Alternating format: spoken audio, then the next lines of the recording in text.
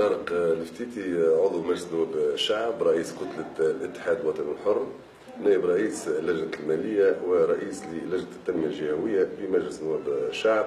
في الحقيقة كنت ترشحت على ولاية القيروان في قائمة لحزب الاتحاد الوطني الحر، وكان ترشحي من إيماني بأني نحب نخدم بلادي تونس أولا، ثم كذلك نحب نقدم الإضافة إلى جهتي اللي هي ولاية القيروان، واللي في الحقيقة يعني تعاني التهميش، تعاني الفقر، تعاني البطالة.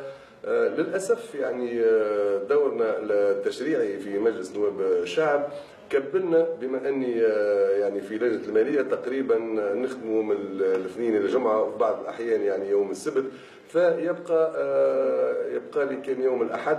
ولايتنا متشعبه متراميه الاطراف، يعني سبت وحد ما يكفوش ان نطلع على كل يعني معتمدياتنا، وانه في كل المعتمديه كذلك العديد من العمادات والعديد نتحدث على النقائص والاخلالات اللي موجوده اخلالات في التنميه، واحنا نرنو الى التنميه العادله بين الفئات والجهات.